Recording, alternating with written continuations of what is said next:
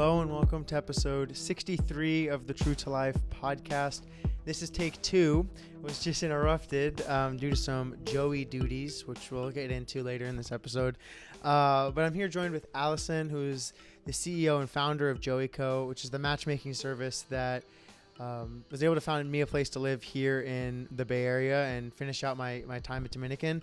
And super grateful for our relationship and excited to share this space on the podcast and talk about your time in business school at Wharton, transitioning into NFL and the rest of your career, but eventually how you started Joeyco and what you're doing for students now. So super excited about this conversation and would like for you to start off from probably like the college journey. All Get right. us up to speed. Yeah.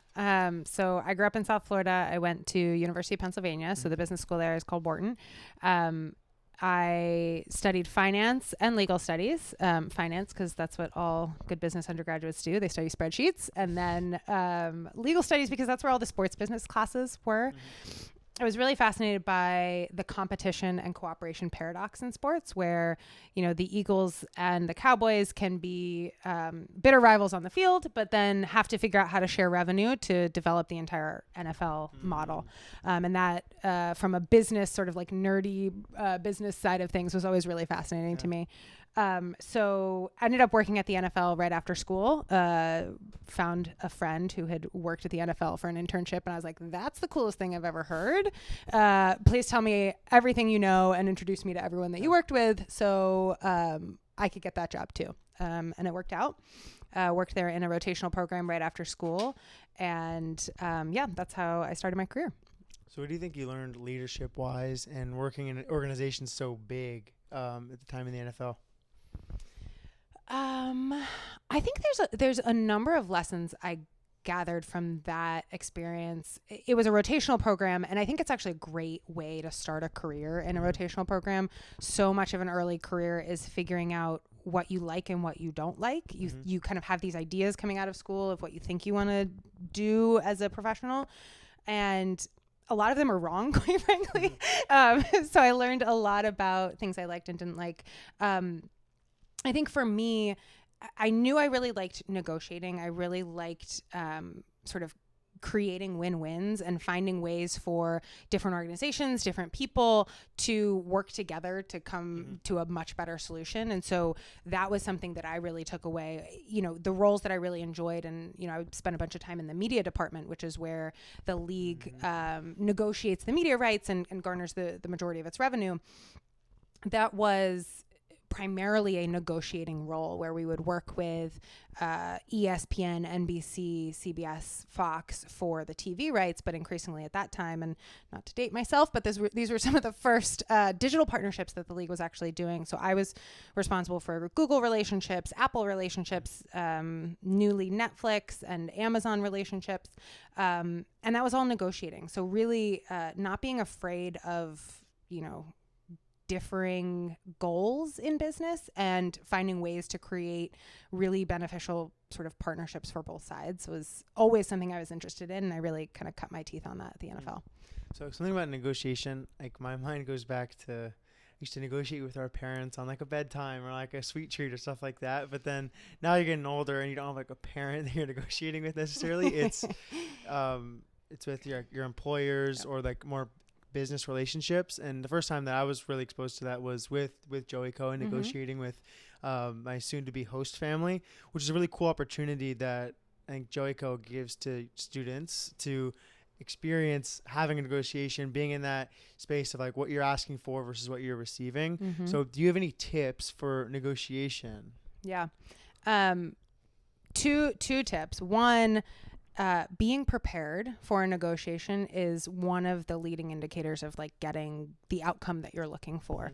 You have to know what outcome you're looking for. And part of preparation, a big part, is deciding, is the dollars and cents outcome or sort of the like literal outcome more important than the relationship, or is the relationship more important than the dollars and cents outcome? And so I actually think the hosting relationship is a great example where the relationship is very important, and nickel and diming in that early negotiation of, you know, how is rent going to work? How is hourly rate going to work for the job?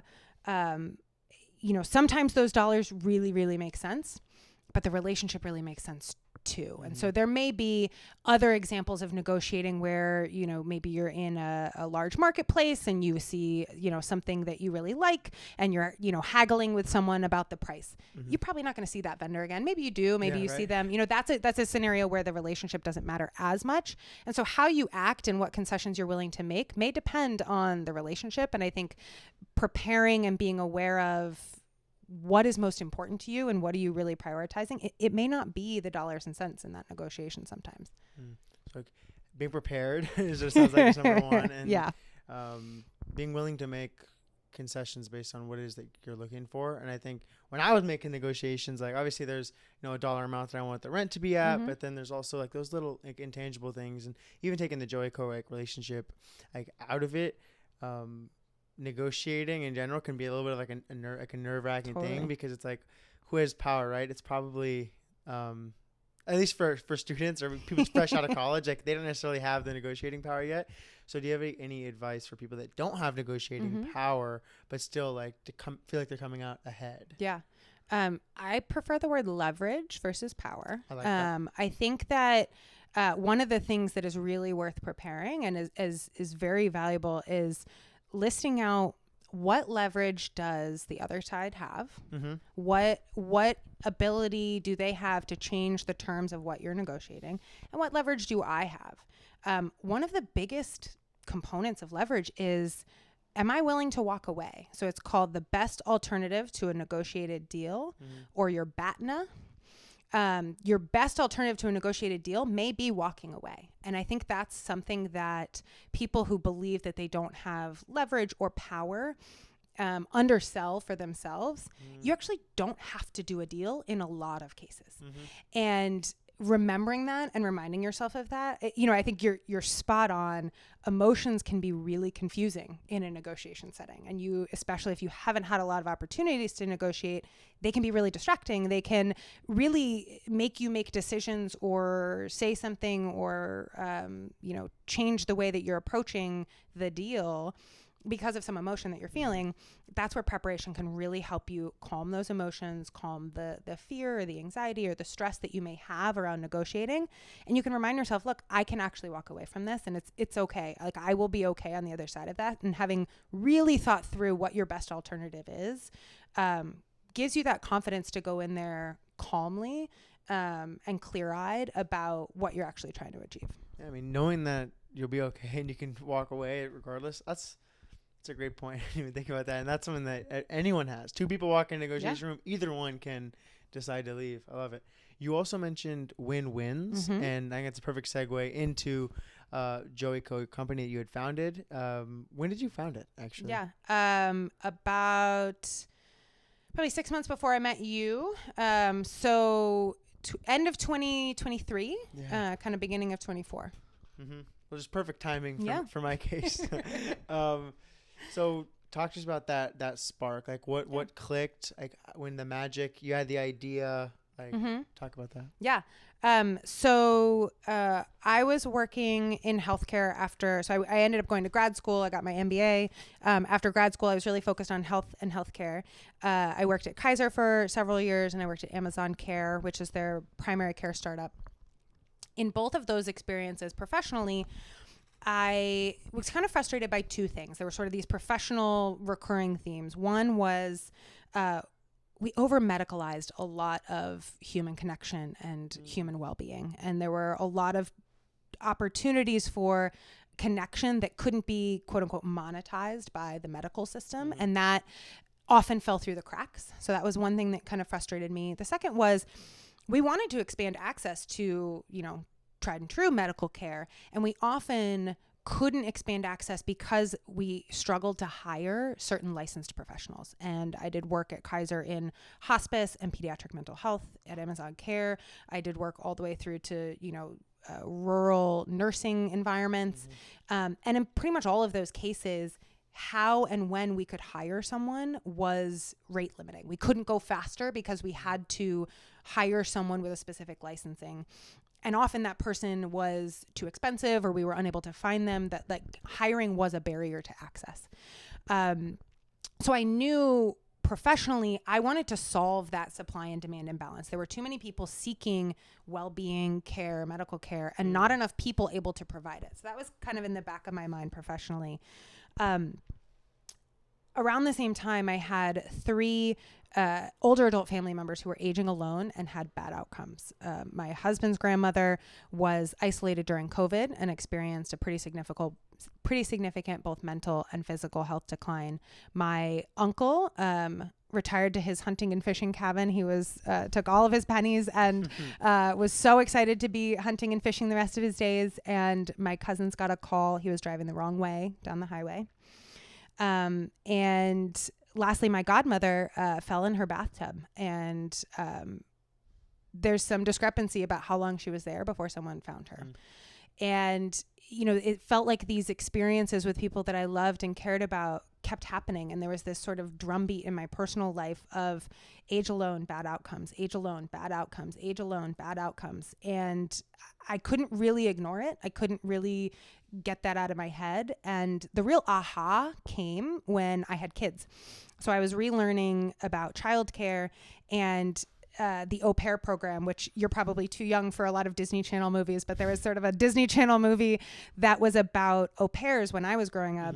And it was a lot about jet setting around the world. Like au pairs are for rich people. They're these like really fancy nannies. And when I relearned about childcare, au pairs are remarkably affordable and flexible for American families to provide really supportive care for their families. So au pairs live in the home. They have a visa program, but that visa program isn't available to older adults. So those au pairs have to care for children.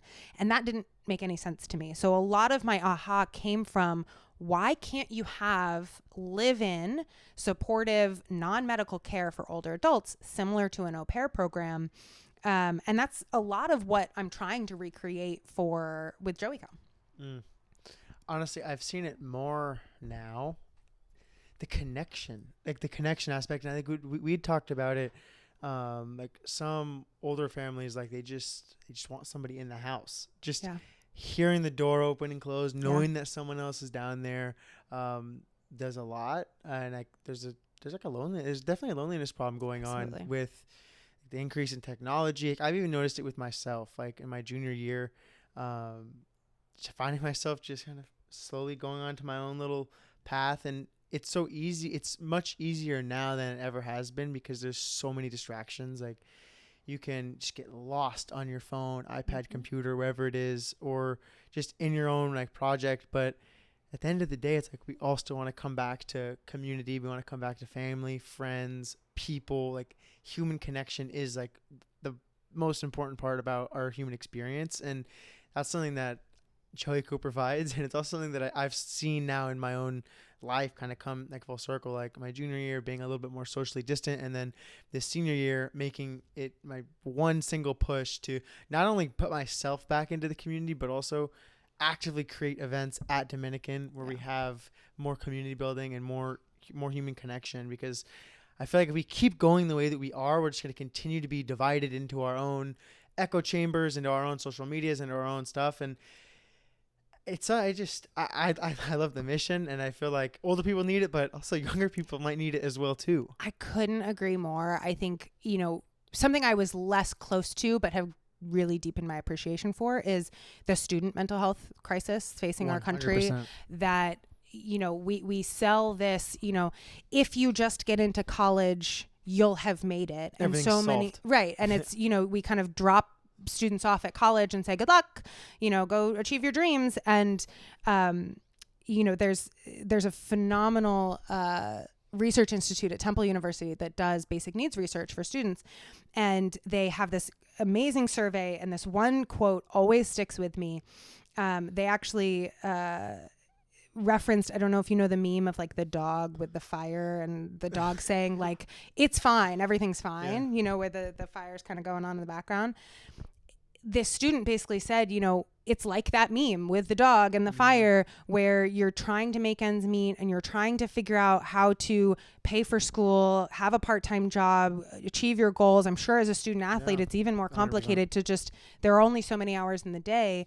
And we get lost in our phones and we isolate ourselves, and achieving what we say students can achieve at school with the resources that we actually provide students as a society, there's just a massive disconnect there, and it crashes on students like a load of bricks, and it's not fair. It's really not.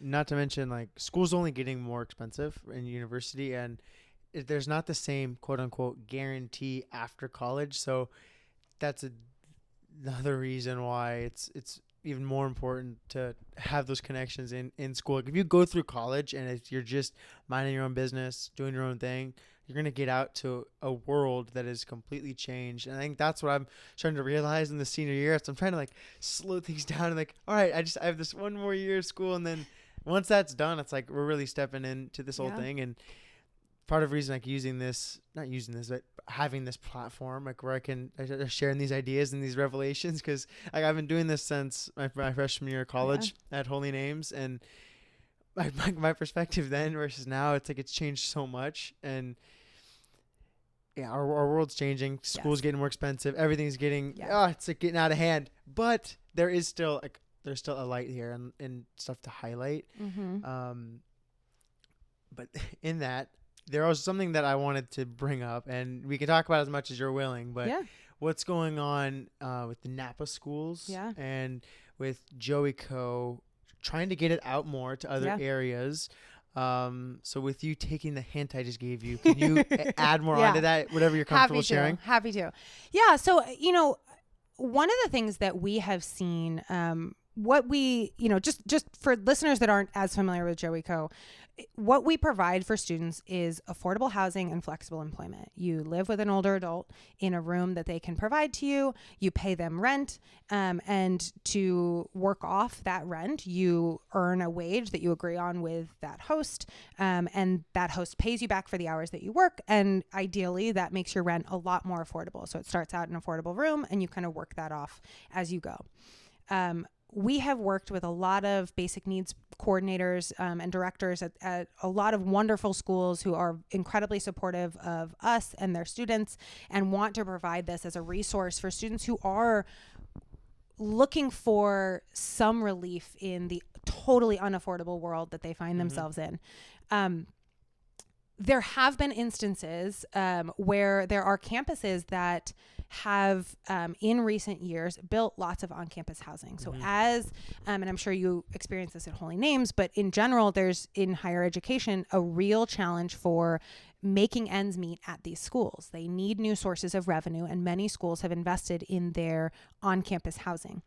So we, as another housing option, sometimes face headwinds, I will call them headwinds, from schools who have invested in a lot of on-campus housing and have a real need for revenue, that they're afraid of other affordable housing options for their students. And so when we explain to students, hey, you can do a little bit of chores around the house and find a much more affordable room near campus, they're very interested. But we're not going to have hundreds of students yet. We're still a startup. And so we need a couple students here and there to get these campuses rolling. But administrators are sometimes skeptical of that, and they're concerned that we are a real threat to their revenue goals for on-campus housing or housing that they have built near campus. And that can be a little frustrating as a entrepreneur with a really deep heart for the populations that we're serving. There are students that need our service that aren't finding out about it, or at least finding out about it later than they maybe could have, because of some headwinds from administration at these schools. Yeah, it's like I'm trying to imagine you were able to get your foot in the door through the business school side at Dominican, because being a startup in this area, you have like a unique angle. But I think if you tried to go, I'll just very honest, if you tried to go through the housing route at Dominican and you emailed our housing director or emailed someone from Residence Life, like, I wouldn't be surprised if you got blown off by email on that. Like, just speaking transparently, but it'd be the same with, like, they have to hit their quotas and their numbers. Just like you're in it for, obviously you're running this company, but it's also, you have a personal connection to what it is that you're doing. For me, I just don't like seeing like any type of opportunities that could help fellows, like my fellow peers, fellow students. Why are those opportunities not being presented? Because I feel like I was able to benefit off those opportunities. Like I'd like them to be available for everybody. And I don't like the idea of them being either silenced or quieted down. And like, I remember when you told me that, it really kind of rubbed me the wrong way. Yeah. I get it. It's a mini business. Even schools are mini businesses. Yep. Yeah. I mean, if we want to get into end stage capitalism, we can. Might be a different topic for a different pod. But I think that maybe to go back to our negotiation chat, the understanding the incentives of who you are trying to work with. I mean, in some ways, this is a mini negotiation with the school. I don't really need a deal from them, but I do need access to marketing assets on their campus. In some ways that could be as simple as, I want to post a flyer on a bulletin board. In other cases, it could be, I want to email your students, or I want you to reshare something on social media. It doesn't have to be a formal, contracted partnership, but it does have to be some sort of little negotiation. And I think as a startup and as a founder, you can't be deterred by the no's. Like I share a lot of the emotion that you felt when I told you that. And if I want to find students, I don't actually have to wait for those incentives to change. Like I can bring my innovation to the students without the headwinds that I was mentioning. If we just walk around campus in a Joey shirt and talk to some students about it, like you're just talking to people, it spreads pretty quickly. And so the good news is there are other ways to get there. Yeah, it's funny. Sometimes my teammates ask me like, so Nanik, what exactly are you doing? Like, how does this work? And I give them the spiel. It's like for like work in exchange for affordable rent and like flexible hours. And for me, it was like, check. Let's do it. Let's make it happen. Yeah. I don't know. For some people, it's maybe not that easy. Like you work with like a lot of students. Like what has been your read from like the student population? Like how are they looking at housing market, job market, school? Like what is like the consensus that you're getting? Yeah. Maybe one way to answer this question, I was pretty convinced that there would be a lot of seasonality to student housing, that if you have housing for the year or for the semester or the term, that you would probably be like off the market as a Joey going forward. That kind of hasn't been the case. So when we talk to people, I've had students be like, I'll break my lease. This is way better than the deal that I have. And students are being forced to make decisions about their personal finances that put them in really difficult positions, that even something that might feel dramatic, like breaking your lease that you've already signed for the year, isn't nearly as dramatic when you actually see the type of, affordable, flexible, and quite frankly, like interpersonally fulfilling relationships that we can help you find. It's instead of, feeling cash strapped and living in a world that doesn't see you, you can come home to a supportive environment that supports not only your financial goals, but also like your hopes and dreams, and like help you achieve, the type of person that you want to be, and feel really seen in that home and that environment. It's a very attractive proposition for students that I talk to, and they're willing to make what might feel like dramatic decisions to be a part of it. I think for me, it's been a really good bridge. I did 2 years on campus housing. I did 1 year at Holy Names, 1 year at Dominican. And as a student athlete, it's really sometimes draining to be on campus all day, and love my peers, but like just being surrounded by in that like pool all day can be a lot. Yeah. And you're in the cafeteria all together, in the gym all together, in classes all together, and like there's never a separation. And part of that is college, and that's part of the experience. And I think that's great, and to experience it. But then even talking with some of my family members, like they say, don't do 4 years on campus housing. Like that's never the idea. That's not what you should be doing. Like your junior, senior year, like try to get some buddies and do an off-campus apartment, or do anything like to start getting your toes wet in like what it's like to actually operate and live in the real world. Because if there's one thing that I've noticed being a senior this year has been looking left or right, obviously worrying about myself, but also just looking around, like are we all prepared for the world that we're going in? Like, is my senior class that we're all graduating together in 26 and we're heading on to real life after this, like, are we really ready for the world we're stepping in? Like, that's the question that I'm asking myself. And I think this opportunity to be off campus and to have a different experience has better equipped me for life after college, because like this little blip of time, and I talk about this a lot on the show, it's like this little blip of time as a student athlete, like it's 4 years. Like you have 4 years in college, maybe 5 if you do a red shirt and that whole deal, but then you have like the rest of your life to live as an adult human being.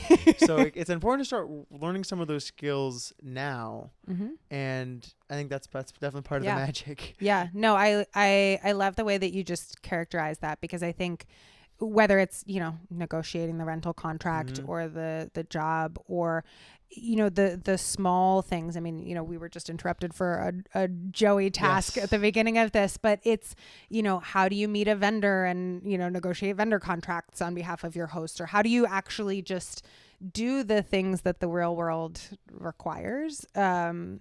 You know, campus can be a bubble. I think that's my word, not yours, but being on bubble. being on a campus can feel like a bubble, and that can be a really good thing. And I think you can explore a lot of things in a way that can feel lower risk in a bubble. But eventually you do have to take the risk. Eventually you do have to step outside that bubble and see what it's like in a different environment. And I'm hopeful that Joeyco can kind of provide those opportunities for students as like you said, a stepping stone. You know, I talk to students sometimes that are in more of a like a city college or a community college or a junior college environment where they're living at home taking classes. Joeyco can be an opportunity for students to live away from home for the first time, because they can't afford a $2,000 studio in the area, or you know, they can't find a roommate on campus where they can find a room they can afford. Joeyco can actually provide an opportunity for students to move out of home. And so that, whatever that stepping stone that you need is, my hope is that we can kind of help you take students to that next level of their own professional, personal development. And that's been really, really awesome to see. I love hearing it in your own words. Before we pivot away from Joeyco, did you have any questions for me as the first Joey? So I was thinking about this, and my biggest question for you is, how does being a Joey interact with your life as a student athlete specifically? So not just as a student, but like when I first was starting the company, I was a little bit skeptical of this working for student athletes, because I know you have such a busy schedule, and I know you have so many on-campus sort of requirements of your time and your energy. How does this interact both positively and negatively? And I'm very curious for your sort of like transparent take on life as a Joey student athlete. Well, you'll always get my transparent take. I would say it really forced me to categorize my time better. Like, I knew I had to try to get my schedule from coach as quick as possible. And last year that would stress me out sometimes because I wouldn't have it. And I'd be like, Robert, I don't know. Like, I don't have my schedule yet. I'm still waiting on that. Or try to get my class schedules. Like, getting the calendar stuff on, like, written down as the first order of business. And then just following the Joy playbook was pretty helpful too. Like, making sure like we're meeting from week to week. I would say one of the positives, you asked for positive, negatives. Like a positive first is super long day. Like it starts 8 a.m.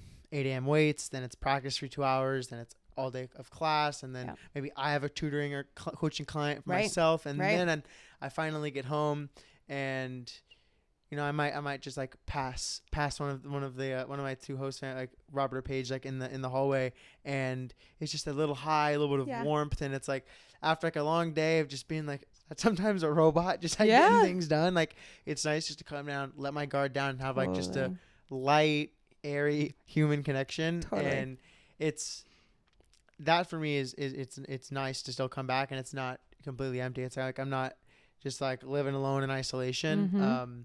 So I think that's one of the positives, that even after a crazy day, it's like I'm coming back to like a peaceful, calm, safe place. I would say one of like the more like the negative pieces would be like at times like there's like in the back of my mind, it's like if I'm at practice and like, oh shoot, I'm taking, hair appointment or nail appointment. Like I'm thinking, all right, sometimes like I might feel a little bit squeezed for time. I might be a little bit stretched. I mean, you are. There's a lot of times you are squeezed for time. Like, let's just be like, let's call a spade a spade. Yes. You have an insane calendar. Yes. And, I give you a ton of credit. I don't think I learned how to manage a calendar, even in my first several jobs. Like, probably till like business school, I really wasn't squeezed for time in the way that I think you are today.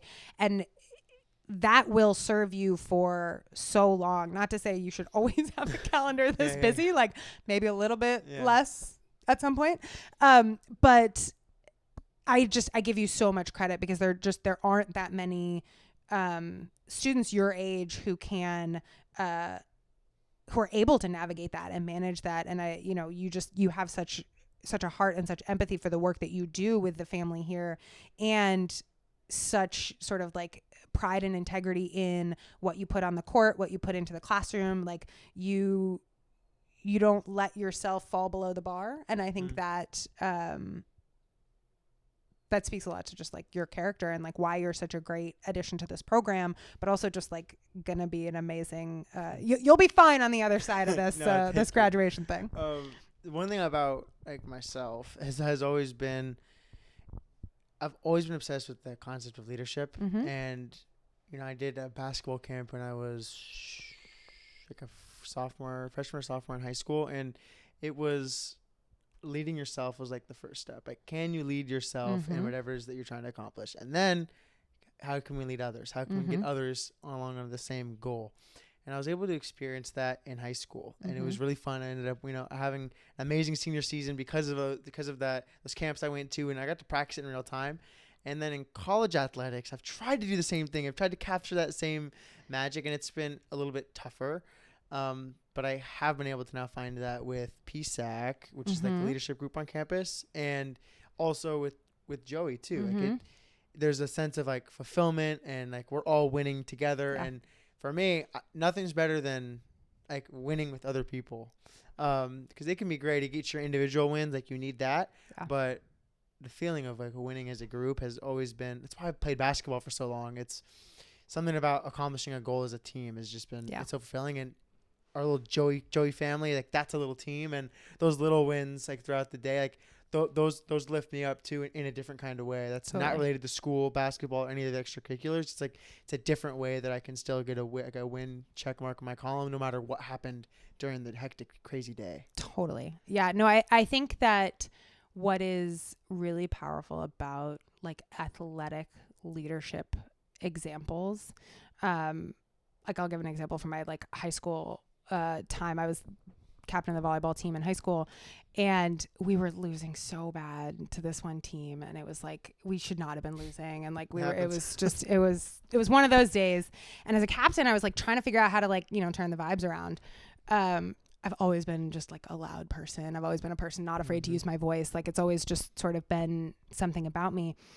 But I found a way to like self-deprecatingly just start sort of like using my voice on the court in a way that like made my teammates laugh. And like basically what I was doing was just calling for the ball obnoxiously and like being sort of like silly with the way that I was presenting myself on the court, that just broke the tension, got us all back focused. And we actually ended up winning the match at the end of it.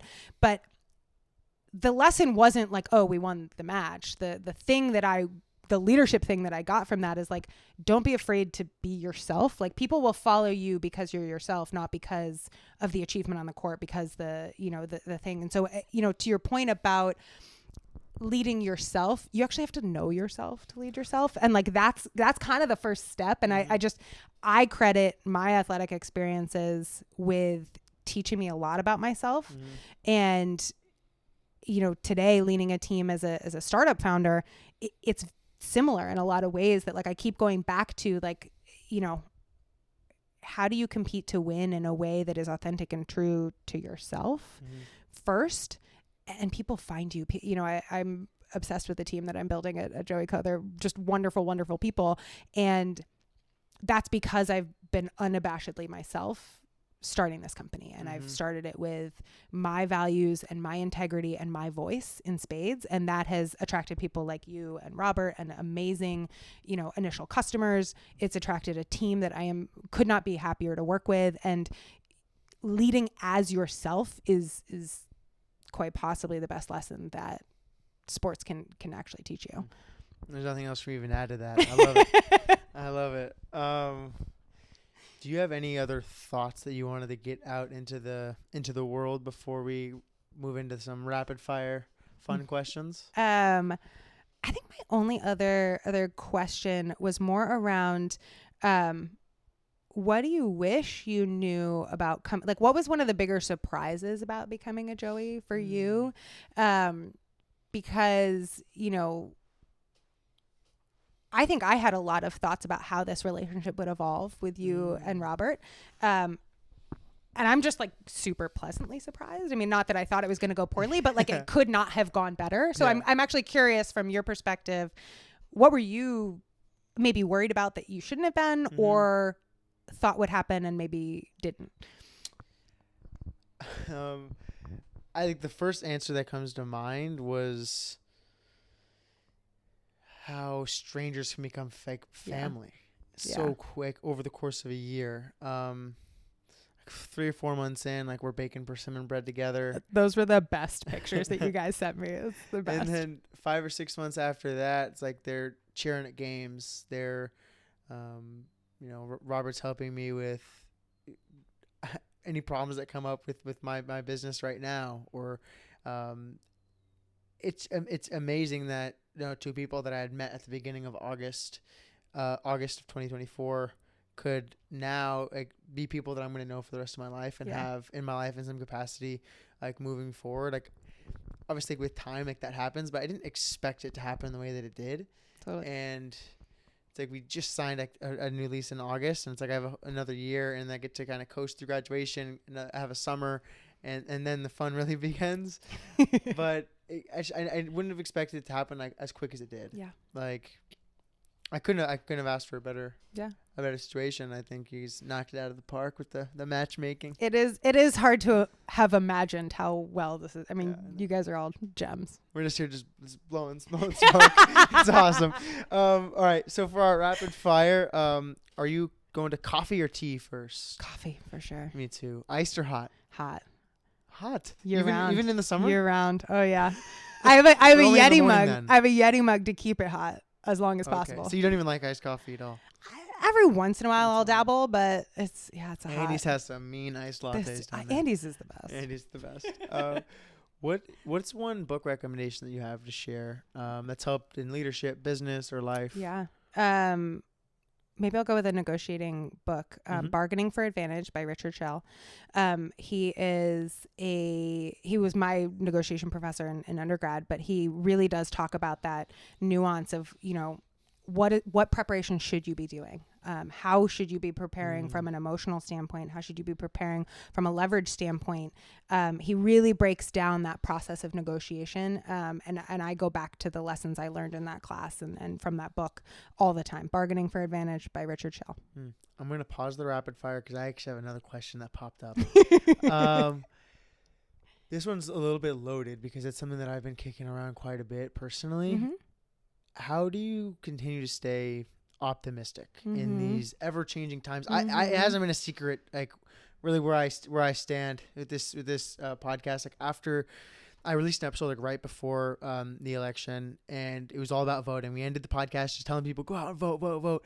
And then results of the election, and I took a 3-month sabbatical. I had 3 months off, and I didn't record. It wasn't anywhere near podcast or anything like that. Yeah.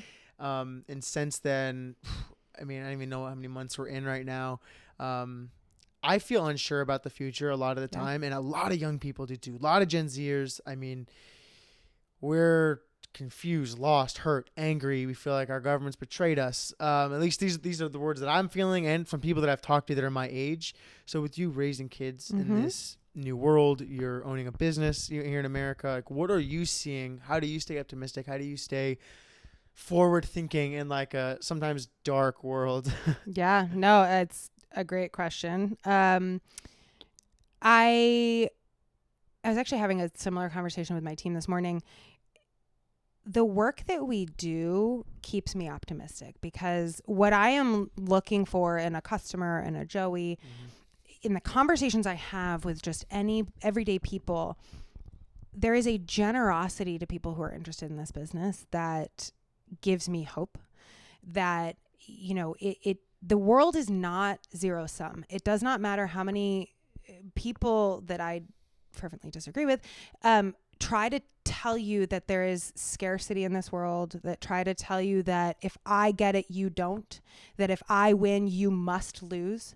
It's just a mindset that is too pervasive. And that's how I find hope. I find hope from people who can see a win-win in a scenario, who can see that we can actually both be better off here, that love begets love, not, the other way around, not that, if I love this person, then I must not love you, that like more love in the world is a good thing, or more generosity in the world is a good thing. Just because I give you something does not mean I don't have more to give to someone else.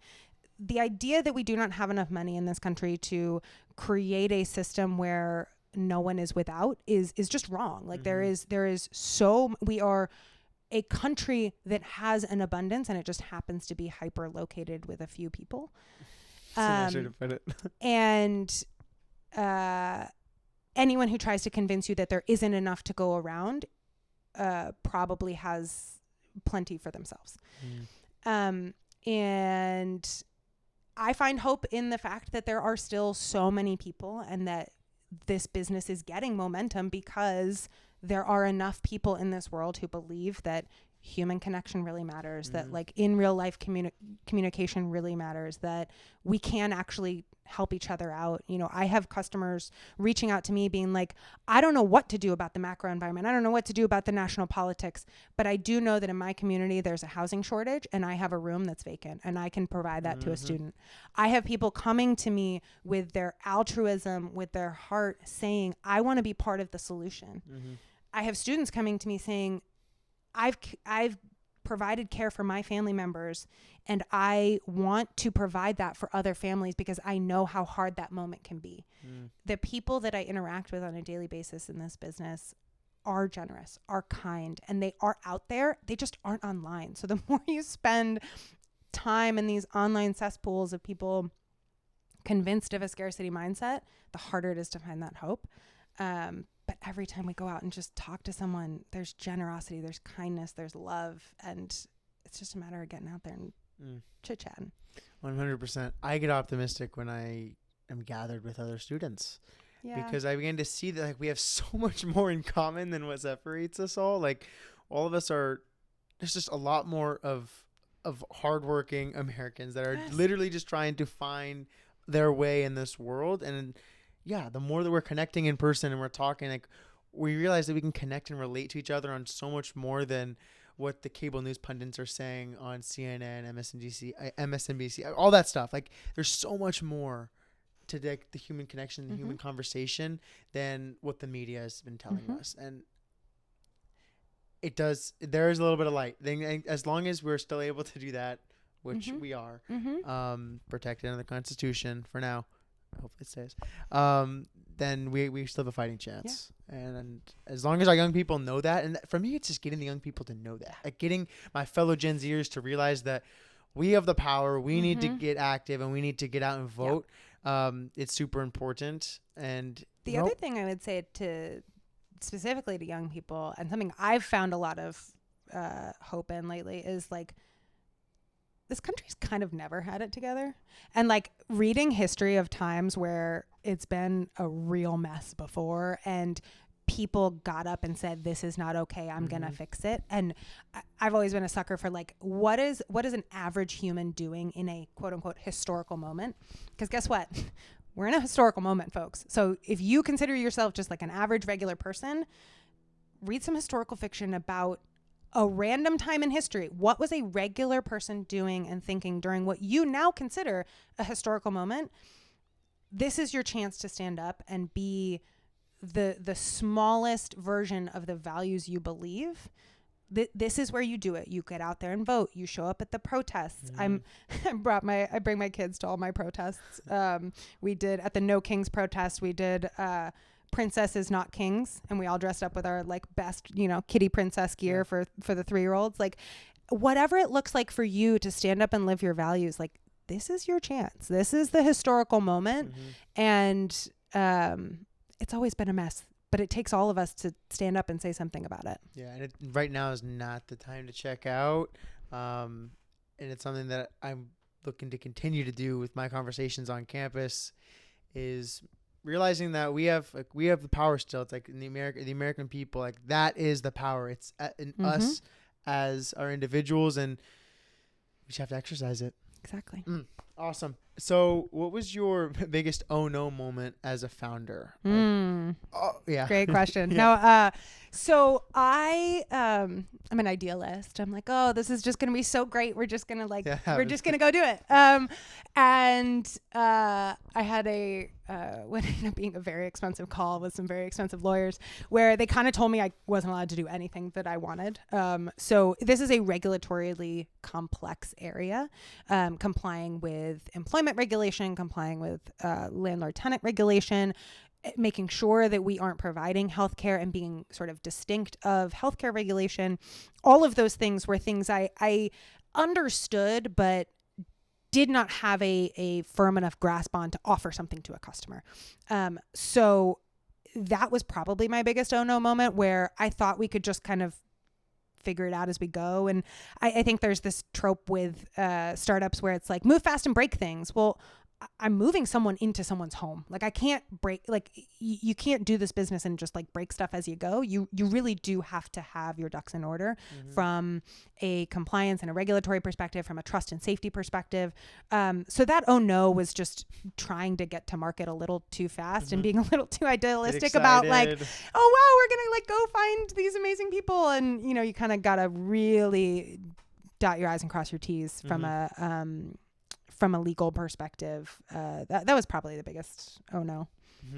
And what would be your favorite spot to eat here in the Bay Area? Oh, good question. I'm a sucker for soul food. Puerto Rican. Oh my God. It's just the best. I grew up in South Florida, and I ate lots of rice and beans and maduros as a kid. So it's just like, truly heart food for me. Yeah, I'd probably go with that.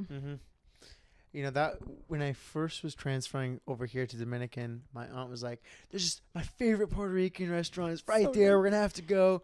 And pulled up on this green building. I'm like, what the heck? It's so good. So good. So good. What's your favorite? Oh man, I wasn't ready to answer this. Right back at you. Honestly, I've been eating a lot at home because I'm doing a lot of like meal prep and cooking on my own. But oh boy, like, why is like nothing come? Oh, one that just recently came up on was Lau's Kitchen. Yeah, I was gonna say you went to a Laotian place, and I wanted to. Yeah, that one was really good. Amazing. And now that's definitely one that's in the rotation. It's in the rotation. I think the very, very last thing and that I'd want to leave is, it's a reminder for myself too, is control the controllables. And I tend to try to worry and put out all the fires that I can't control in my life, and realizing that you're only responsible like for yourself at the end of all days. Like, only you put yourself to bed at night. So like, that's just a reminder that to put yourself first in what you do, because for you to really be able to serve others, you have to take care of yourself first. And that's a reminder to me, to the audience, and to anyone else listening. Take care of yourself first, so that you're in the best position to help and pour into others. Absolutely. Couldn't agree more. I have 3 small kids. I have a startup. I do all these things. It is so important for me to build in that time in my schedule, to go back to our calendar conversation. I've been doing yoga 9:15 every Friday. It's like my like protected time, protected space. My team knows it. Like, I'm trying to build a company culture that honors filling your own cup, and work will get done when it needs to get done. But that's my like, protected me time. It's been really cup filling. It's so important to pour into yourself, not just others. Absolutely. Alison, this has been awesome. Thank you for taking the time and sitting down. I couldn't have asked for a better situation to finish out my time at Dominican, and it wouldn't be possible without you and the amazing work you're doing with Joeyco. And being able to share some light into the business world, into how you're navigating as a CEO, as a mother. Like, it's amazing insight, and I appreciate the time. Absolutely. Thanks for having me. That's a wrap for episode 63 of the True to Life podcast. If you'd like to learn more about Joeyco, the links will be available in the episode notes along with contact info for Alison. So please make sure to check that out if you're interested. Currently only in the Bay Area, but all over California. Yeah. So if you're in California, tap in, check it out. The websites will be in the episode notes along.